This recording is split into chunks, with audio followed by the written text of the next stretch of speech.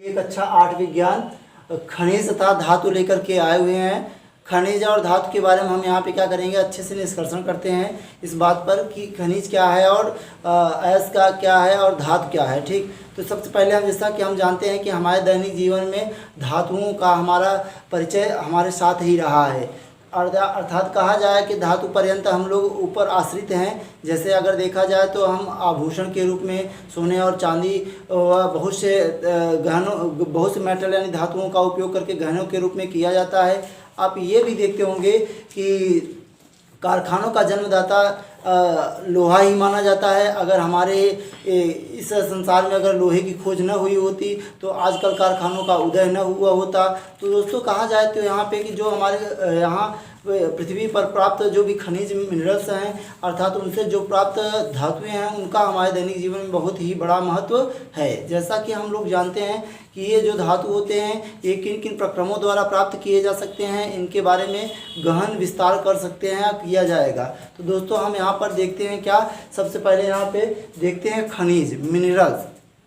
कहा जाता है मिनरल्स किसे कहते हैं, तो मिनरल्स के बारे में आप लोग जानते होंगे कि पृथ्वी का जो भूपर्पटी भाग होता है वो बहुत ही हमारे दैनिक जीवन में उपयोगी होता है, अर्थात खाद्य पदार्थों को उपयोग करने में या उपजाने में। तो जैसे अगर देखा जाए तो कहा जाए कि कृषि कार्य पृथ्वी के किस भाग पर होता है, तो हम बोलेंगे यहाँ पे भूपर्पटी या क्रस्ट। तो देखिए हम यहाँ पे भूपर्पटी जो होता है उसमें बहुत से मूल्यवान धातुएं खनिज और बहुत से अयस्क भी पाए जाते हैं जिनका हम अपने दैनिक जीवन में उपयोग करते हैं दोस्तों। तो अब यहाँ पे हम चलते हैं क्या, खनिज के बारे में, मिनरल्स के बारे में। जैसे आप लोग जानते होंगे कि बहुत से फल हैं, सब्जियां हैं अर्थात उनमें भी मिनरल्स यानी खनिज पाए जाते हैं। अल्प मात्रा में पाए जाते हैं लेकिन पाए जाते हैं। तो उनके द्वारा हमारे शरीर को पूरी तरह से खनिज मिनरल्स जो भी होते हैं वो पर्याप्त मात्रा में मिलते हैं। तो दोस्तों यहाँ पे देखते हैं, हम यहाँ पे क्या देखते हैं कि मिनरल्स खनिज है क्या है, इसके बारे में हम यहाँ पे क्या करते हैं, चर्चा करते हैं। तो जैसे इसमें बताया गया भूपर्पटी पर पाए जाने वाले अकार्बनिक तत्व या यौगिक, यहाँ पे कहा जाएगा अकार्बनिक तत्व या यौगिक, चाहे तत्व कह सकते हैं चाहे यौगिक कह सकते हैं, को खनिज कहते हैं। अर्थात अगर देखा जाए यहाँ पे तो जो खनिज हमारा है वो खनिज हमारा पृथ्वी के भूपर्पटी भागों में पाया जाता है और ये पृथ्वी के भूपर्पटी भागों में अकार्बनिक के रूप में होते हैं, अर्थात अकार्बनिक तत्वों के रूप में होते हैं या अकार्बनिक यौगिकों के रूप में ये पाए जाते हैं। अब जैसे अगर एग्जाम्पल देखा जाए दोस्तों तो एग्जाम्पल हम जानते हैं यहाँ पे जो क्वार्टर्स है, हेमेटाइट है, बॉक्साइट है, ग्रेनाइट है। अगर देखें यहाँ पे तो ये सभी क्या है, खनिज है। लेकिन जो खनिज होते हैं देखिए यहाँ पे क्वार्टर्स है, इसका उपयोग क्वार्टर्स धातु का उपयोग या क्वार्टर्स का उपयोग आप जानते हैं कि कंप्यूटर के घड़ी में उपयोग किया जाता है। अब यहाँ पे जैसे हेमेटाइट है, आप जानते हैं ये क्या होता है, इससे लोहे जैसे मूल्यवान धातु प्राप्त होती है।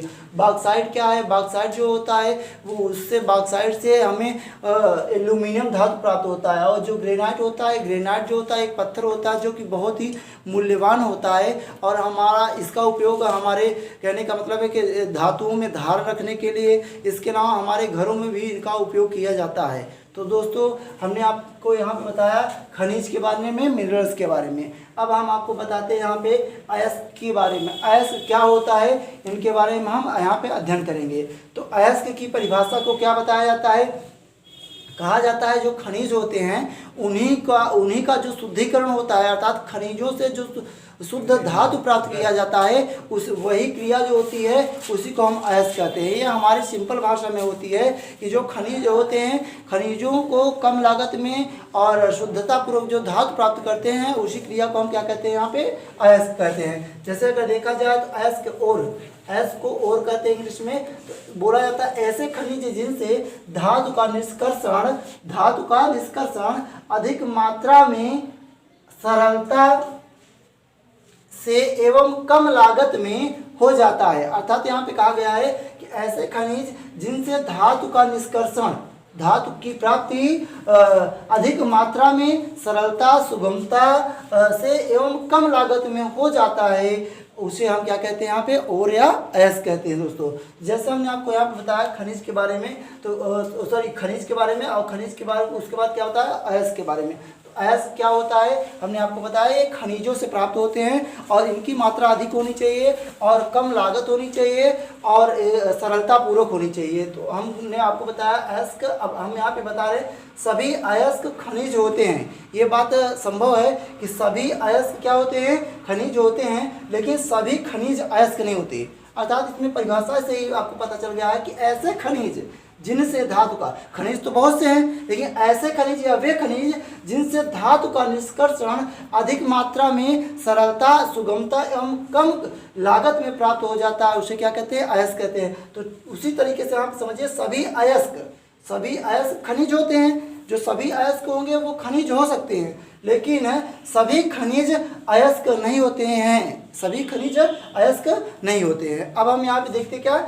यहाँ पे हम देखते हैं अयस्क धातुओं के ऑक्साइड, सल्फाइड, सल्फेट, कार्बोनेट आदि के रूप में हो सकते हैं। अर्थात यहाँ पे कहा गया है कि जो अयस्क होते हैं वो पृथ्वी के भूपर्वतीय भाग में वो धातुओं के ऑक्साइड के रूप में, धातुओं के सल्फाइड के रूप में, धातुओं को के सल्फेट के रूप में, धातुओं के कार्बोनेट के रूप में ये प्राप्त हो सकते हैं। जैसे दोस्तों यहाँ पे हमने आपको बताया अयस्क का एग्जाम्पल, जैसे बॉक्साइड हो गया, गैलेना हो गया, हेमेटाइट हो गया, कॉपर ग्लास, ये जितने भी होते हैं इनमें शुद्ध धातु नहीं होते, इसमें शुद्ध धातु नहीं होते ना। तो इसमें शुद्ध धातु प्राप्त करने के लिए हमने आपको बताया कि धातुओं की सांद्रता का उपयोग किया जाता है। तो हमने अभी यहाँ पे क्या पढ़ा है आपको कि खनिज और अयस्क।